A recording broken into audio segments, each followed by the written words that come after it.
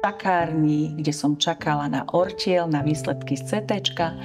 V marci nasledovala operácia v Národnom onkologickom ústave a potvrdila sa diagnóza karcinóm vaječníka.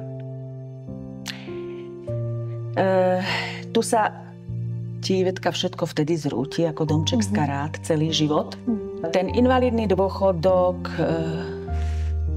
ty poberáš, chodíš na liečbu, ktorá trvala skoro 2 roky.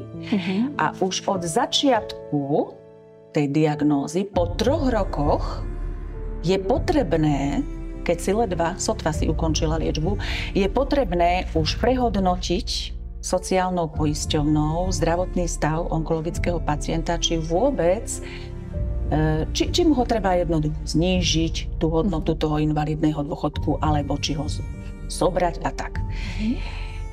29 rokov odvodov, 3 roky ich berieš a už je tu potreba niečo riešiť. Tak já vás zdravím u další epizody podcastu Synergy, který dnes bude o životních změnách, o odhodlání, cestě ke zdraví, ke svobodě. A dnes mezi námi uvítám hosta, jejíž příběh vás možná dojme, ale také možná posílí. Je bývalou učitelkou, ženou, která prošla vážným onemocněním rakoviny a dnes pomáhá ostatním najít cestu ke zdraví a ke svobodě díky síťovému marketingu Greenways. Já vítám tady Dagmar Jurikovou, která se dnes tedy s námi podělí o silný životní okamžik a také změnu, díky které může být inspirováno mnoho dalších žen. Dáši, já tě tady vítám. Ďakujem, Ivetka, za pozvanie. A hned ti položím otázku, jestli by se mohla tedy podělit o ten svůj životní příběh a kdo jsi byla předtím, než si poznala síťový marketing Greenways? No, tak ja som bola učiteľka na ročníkoch 1-4, teda učila som tie menšie detičky a prácu s deťmi som milovala. Mňa by ani nikdy nenapadlo, že ja voľakedy budem robiť sieťový marketing alebo vôbec nejakú inú prácu. Pretože ja som 29 rokov pracovala v školstve, práca s deťmi ma bavila a ani by mi nenapadlo, že ja niekedy budem robiť niečo iné. A už vôbec nie sieťový marketing. To bolo pre mňa také, že fuj. Fuj, že čo to je sieťový marketing. S tým som nebola v pohode. Nikdy. Nemělo to hezký název. Ne, nepáčilo sa mi to. Nepáčilo se ti. A co tě tedy naplňovalo na tvé práci učitelky? A kdy nastal ten zlom, kdy se rozhodla, že opustíš práci, kterou si milovala? Tak práca s deťmi bola fajn. To som vždy milovala. Ale ja som si postupne začala uvedomovať, že asi nechcem, aby takto vyzeral môj život. Pretože tie roky praxe pribúdali, na výplatnej páske to nejak nebolo vidieť. A ja som predsa si chcela ten svoj život užívať a začať si aj plniť nejaké svoje sny. No ale z učiteľského platu vieme, ako to je. Neviem, ako u vás tu v Čechách, ale nie je to boh vie čo na Slovensku. A hlavne som si nevedela predstaviť, že ja prídem do dôchodku a tam už budem mať čas a ja si to konečne začnem užívať. Ale ako? Z dôchodku z učiteľského platu? To mi nejak nepasovalo. Takže ja už som začala premýšľať, že ako by som to nejako mohla zmeniť. Ale len som premýšľala. Zatiaľ sa nič nedialo.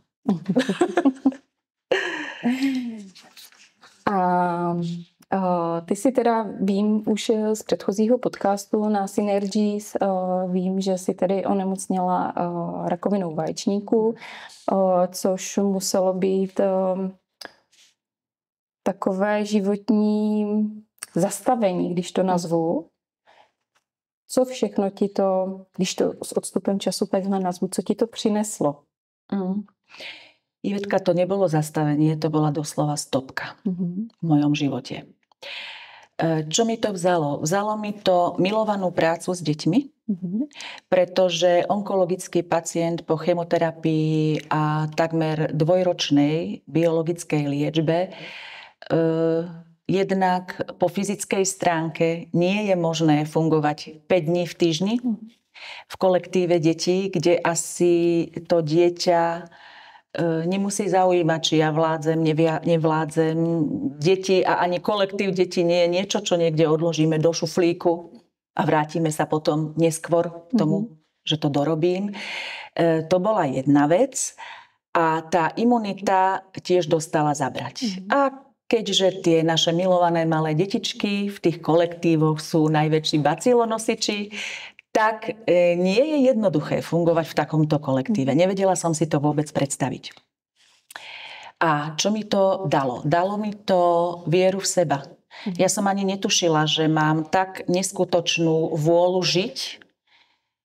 Začala som jednoducho premýšľať nad tým, že dala som sama seba na prvé miesto. Dalo mi to obrovskú silu zmeniť niečo konečne v tom mojom živote a obrovskú pokoru. A pokoru nie len pred všetkým a všetkými, ale hlavne sama pred sebou. To bolo najdôležitejšie. A tato zkušenost tedy zásadně ovlivnila tvůj pohled určitě na zdraví, životní styl a možná i na tu smysluplnost práce.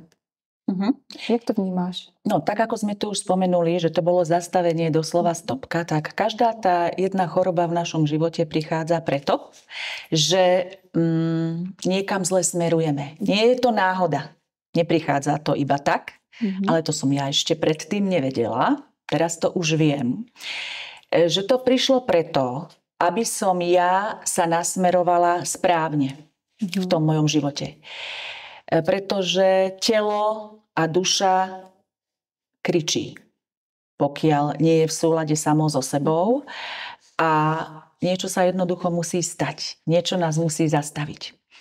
No, takže bola to taká moja životná stopka a teraz práve ja robím to, čo chcem, to, čo ma baví a robím to, kedy chcem a s kým chcem. Ale celkom úplne to tak nie je, pretože v sieťovom marketingu je to tak, že pokiaľ chce človek mať nejaké výsledky a aby to aj dávalo nejaký zmysel, trebárs aj ten finančný, ktorý sme už spomínali, tak jednoducho nejaké veci a kroky sa robiť musia. Bez toho to nejde. Taky na tebe nečekal červený koberec. Ne, to v žiadnom prípade. Nie. Nebo jak se říká, že ty pečení holubiky začnú sa mi lítať do pusy. Áno, takže kto chce mať nejaké výsledky, musí naslúchať alebo počúvať svojho poradcu a učiť sa od skúsenejších. Tam to bez toho nejde. A proč si vybrala právě Greenways? No, ja som jedla zelené potraviny už od roku 2013. Chvíľku jedla, chvíľku nejedla. Takže ja som si s nimi poriešila chronický zápal prínosných dutín a alergiu na textilné farby.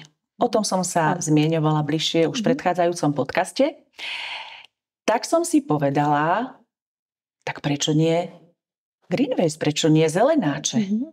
Prečo nie sieťový marketing? Práve tento. Dávalo mi to veľký zmysel. Pretože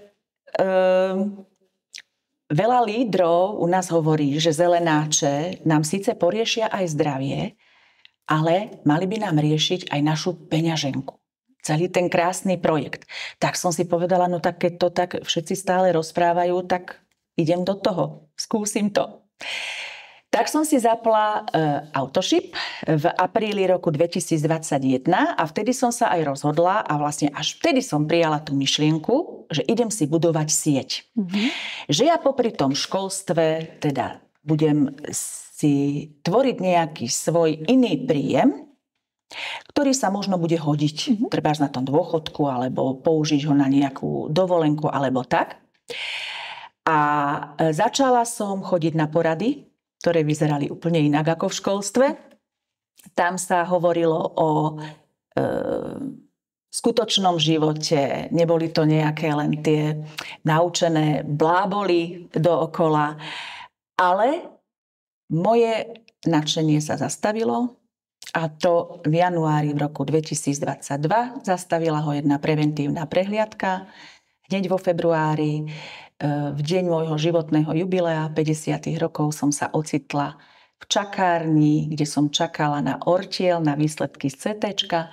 V marci nasledovala operácia v Národnom onkologickom ústave a potvrdila sa diagnóza karcinóm vaječníka. Tu sa ti, Ivetka, všetko vtedy zrúti ako domček z karát celý život. A vlastne som sa ocitla nie v tej akoby čakárni, kde som ja vlastne doteraz čakala. Čakala som, že niečo sa stane v tom školstve, alebo niekto niečo za mňa urobí, niečo sa zlepší. Ale som začala čakať v tej čakárni skutočnej, a to onkologickej. Nasledovala chemoterapia, bioliečba, ale ja už počas tej chemoterapie som našla v sebe tú neskutočnú vôľu žiť, ktorá ma prekvapila, a vôľu niečo zmeniť. A ja som sa ešte vtedy rozhodla, že ja urobím všetko preto, aby som bola v sieťovom marketingu úspešná. Aj napriek tomu, že som podstupovala liečbu. Jak tedy vypadaly tvé první kroky v síťovém marketingu, když si přišla úplně z jiného prostředí? Víceméně, kde jsi všechno měla nějakým způsobem předurčené, ale tady si se stala svojí vlastní paní. No, tak nebolo to jednoduché, pretože, ako hovoríš, v školstve je všetko nalinajkované a určené, ako kto, čo má robiť. Pečené holuby mi nezačali lietať vôbec do úst. Tu, ako by si to každý myslel. A ja som začala postupne. Začala som robiť to, čo bolo v tej mojej konkrétnej situácii nevyhnutné a vlastne možné. Pretože nemohla som všetko. Študovala som si všetky dostupné materiály na webe, sledovala videjka osobnosti našich výnimočných lídrov sieťového marketingu. Boli pre mňa obrovským vzorom a dodávali mi stále tú odvahu a chuť do života, pretože tie príbehy sú tak silné. Každý jeden z nich si prešiel niečím, čo ho v živote zastavilo, tak som si povedala, že ja toto tiež dokážem. Chodila som na fyzické stretnutia podľa situácie, ako sa mi dalo. Online stretnutia som vlastne absolvovala všetky. A dôležité bolo, že som mala pri sebe svoju poradkyňu Mirku. A tu už musela veľa vážená pani učiteľka, ktorá všetko vie, to ako ja, zísť do obrovskej pokory.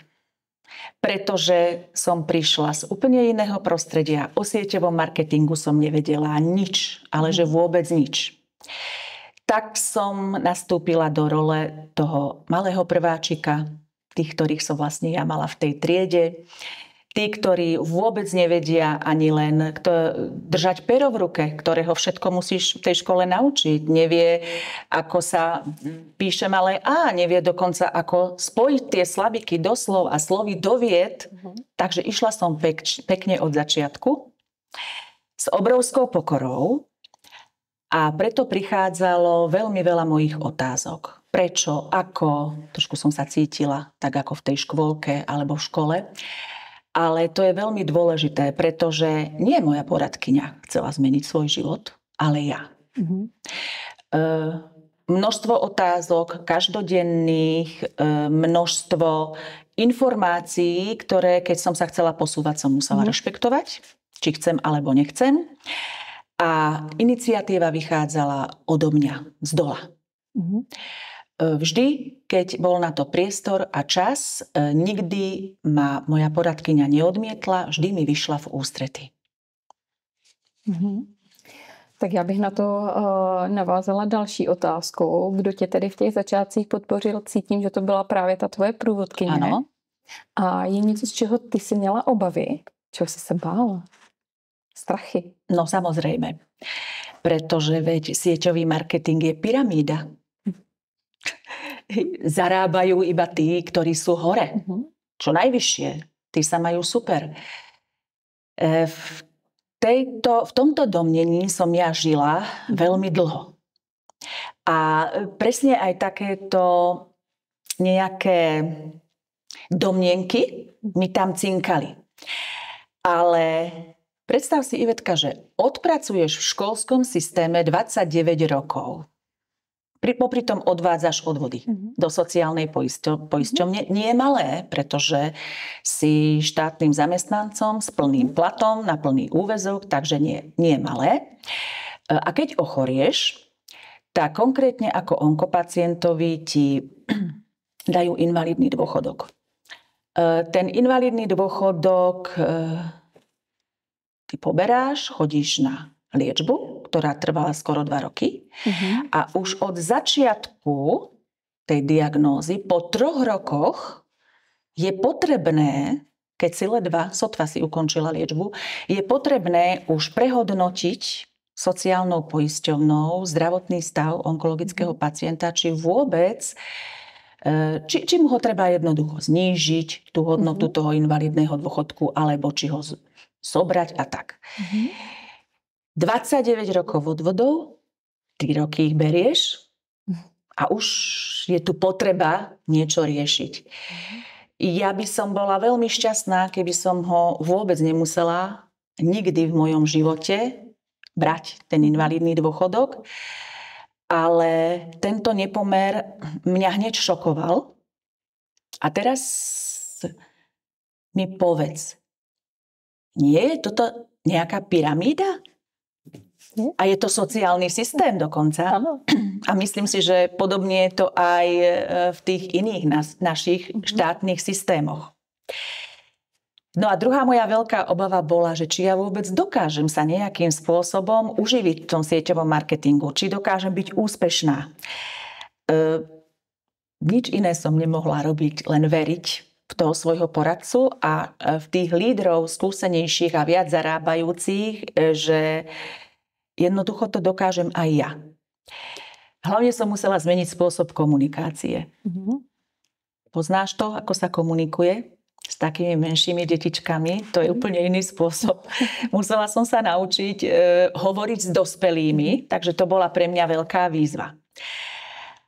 A to boli také tie najväčšie moje obavy. Ostatné síce ešte prichádzali, ale toto boli tie, které ma najviac ťažili. A když jsi zmínila tedy tu pyramidu, stalo se to už i tobě, když takhle na té své cestě potkáváš další lidi, jestli i oni ti tohleto říkali, tohleto pro mě není, to je nějaká pyramida, letadlo, to vůbec nechci. Jako zelenáči to možná, jo, to se mi líbí, ale pyramida ne. Áno, určite áno, pretože ľudia bohužiaľ nemajú tie informácie potrebné, pretože nie každá pyramída, nie každý MLM sieťový marketing má rovnako nastavené podmienky.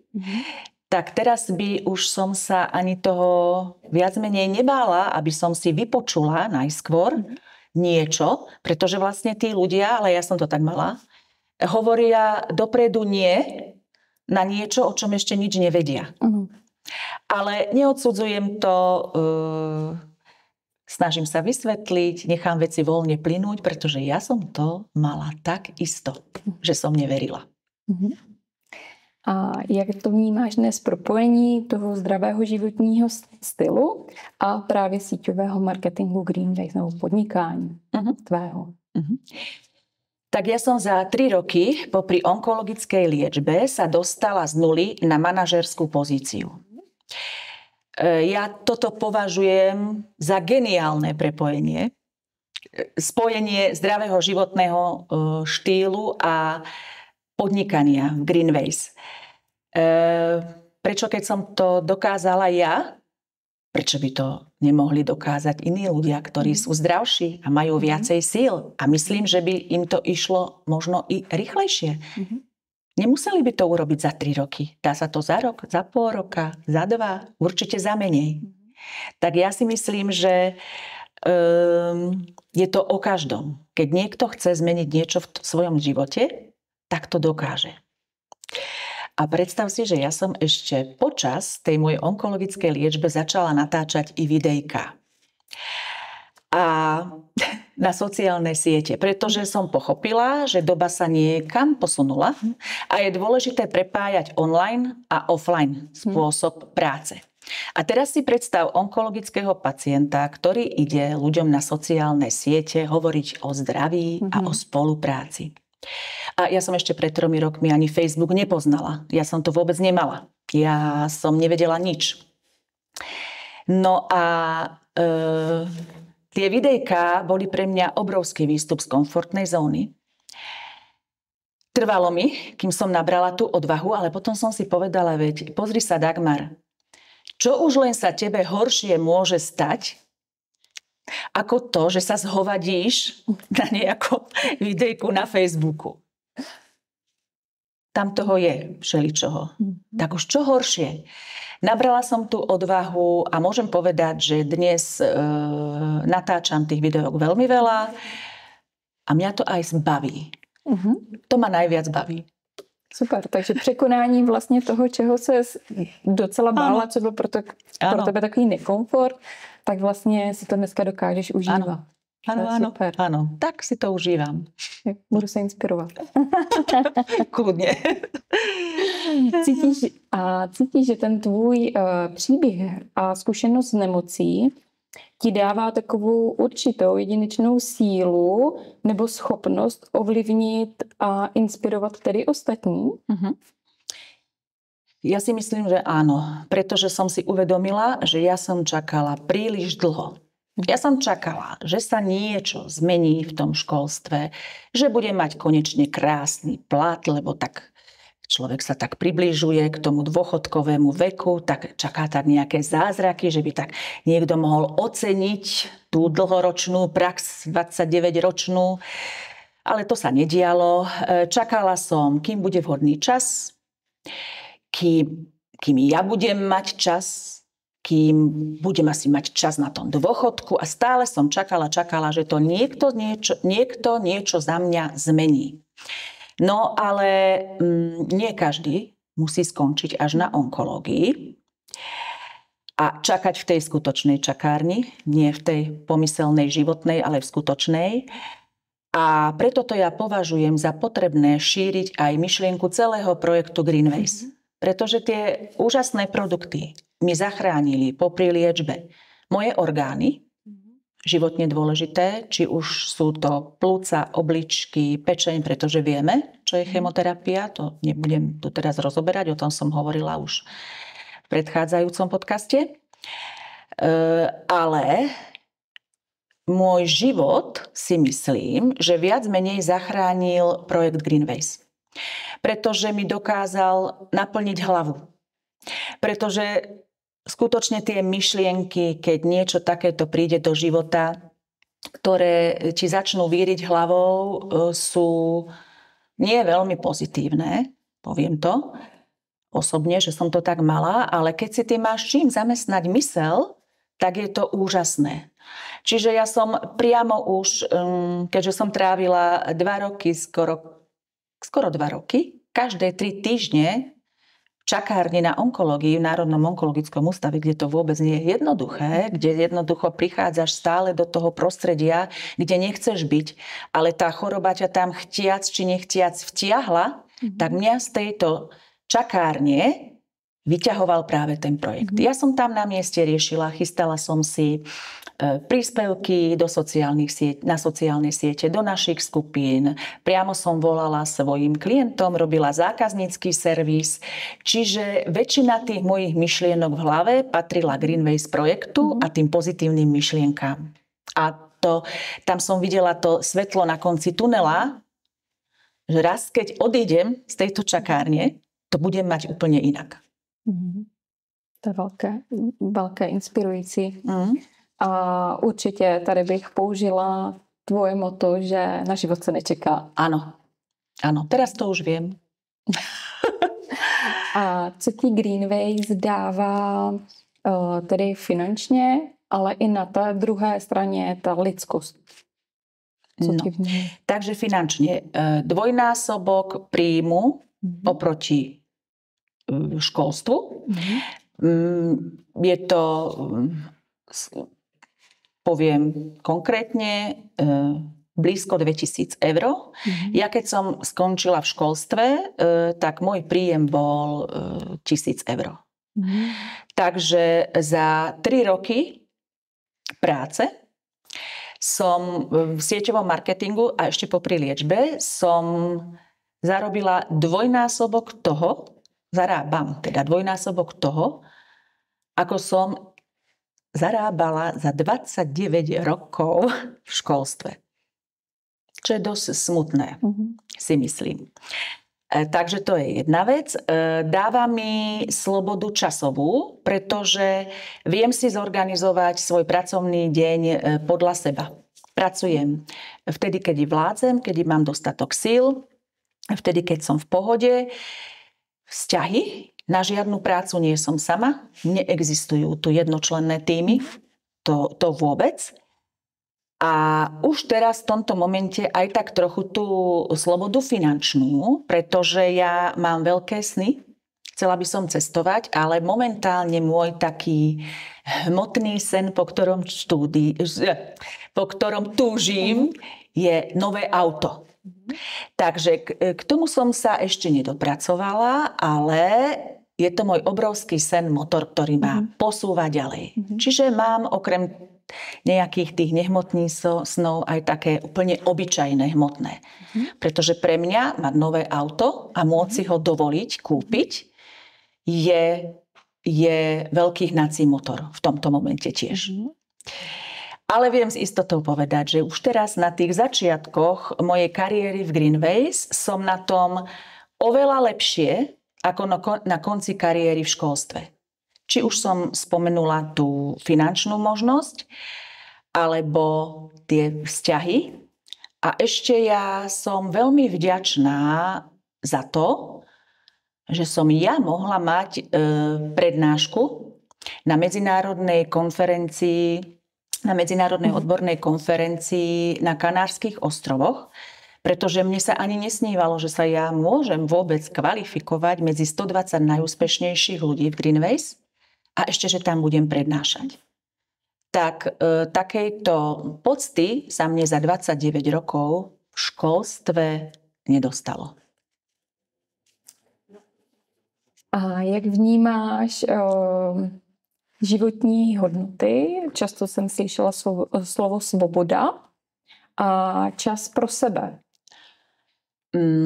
Ja vnímam najmä tú časovú slobodu.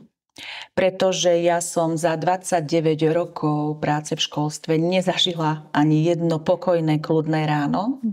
Dokonca som musela ráno chodiť aj do rannej družiny. To musí byť, vtedy som si tam uvedomila, aké veľmi stresujúce to musí byť pre tie deti, ktoré sú tam. Pretože už ja som musela o 6:30 otvárať školu, aby mi mamička mohla podať dieťa, doslova podať dieťa pri bránke a utekať do práce. Čiže toto si nesmierne cením a je mi to ľúto, že to takéto niečo musia tie deti podstupovať. Tak možno je to výzva pre nejaké mamičky, ktoré nevedia nejak sklbiť tú svoju prácu s tým, aby tie ich deti mohli mať kľudnejšie to ráno a možno tú prácu robia aj za nie veľmi vysokú odmenu alebo za malý peniaz, ako sa hovorí, tak možno je to inšpirácia pre ne, že by mohli tiež sa uberať tou cestou ako ja. Ale ja teraz to vnímam ako obrovský benefit, že mne stačí ráno, keď si urobím to, čo potrebujem. Buď sa prebehnem na bicykli do prírody a naspäť, ráno sa tam hneď naštartujem, nabijem, hneď je ten deň iný, alebo si zacvičím, alebo v pokoji, v kľude si ráno, trebárs ešte v pyžamku pochodím po tráve, zamiešam si jačmeň, sedím si tam so svojím psíčkom, ten si pekne spapá tú chlorelku svoju a je to taký kľud, pohoda.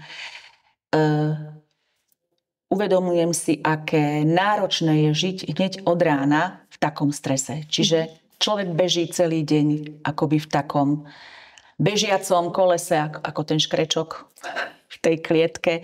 A bohužiaľ mňa zastavila až tá stopka.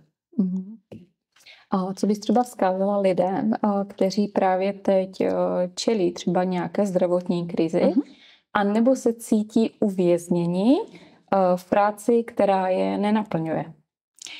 No, tak tým, čo sú chorí, by som odkázala, aby nezúfali, pretože už som to tu spomenula. To telo, tá naša duša sa nám snaží niečo naznačiť. Že nejdeme tým životom, tou cestou, ktorá je pre nás. Ideme niekde proti sebe. Nevyužívame dary, ktoré nám boli dané. Napríklad, to som ja v školstve už veľmi cítila, okrem tej finančnej odmeny, že vedela som o sebe, že niekde ja mám naviac. Mám nejaké dary, ktoré tam nemôžem využiť, použiť, pretože oni sú brzdené tými osnovami, štandardami a príkazmi z nejakých porád. Toto musí byť tak, toto onak. Čiže už som cítila tam nejaký ten tlak, že aj toto nie je cesta, kde by som ja chcela byť do dôchodku. Čiže netreba sa báť odísť treba zo zamestnania alebo odísť napríklad z toxického vzťahu. Aj to sú veľmi také brzdy niekedy v tom našom živote. Zmeniť niečo, pretože počas toho života nám blikajú také kontrolky. A my keď tie kontrolky zhasíname, prekrývame alebo ich nejakým spôsobom si nevšímame, tak už potom príde tá stopka. Čiže netreba zúfať, treba uchopiť ten život do svojich vlastných rúk a začať si ho riadiť sami. A čo sa týka ľudí, ktorí sú uväznení v tej práci, myslím si, že je dôležité nebáť sa vystúpiť zo svojej komfortnej zóny. Mne to napríklad moja práca nedovolovala vystupovať nejak veľmi z komfortnej zóny a využiť tie moje dary. A prísť medzi nás, chytiť toho svojho poradcu za ruku, pretože je veľmi dôležitý, pretože on je vždy krok pred nami. Keď i len krvočik. A on veľmi dobre vie, prečo robí to, čo robí a kam nás vedie. Nebáť sa o to a nečakať príliš dlho. Pretože na život sa nečaká. Já si myslím, že tohle je krásná tečka za dnešním podcastem. Opravdu na život se nečeká. A já, Dady, děkuji moc za tvoji otevřenost a takový silný příběh, kterým si prošla, a věřím, že si také inspirovala mnoho lidí, kteří nás možná teď budou poslouchat a můžou si na YouTube kanále označit odběr Synergies, společně s námi se inspirovat, anebo se k nám můžete přidat. Děkuju. Ďakujem aj ja, bolo mi potešením.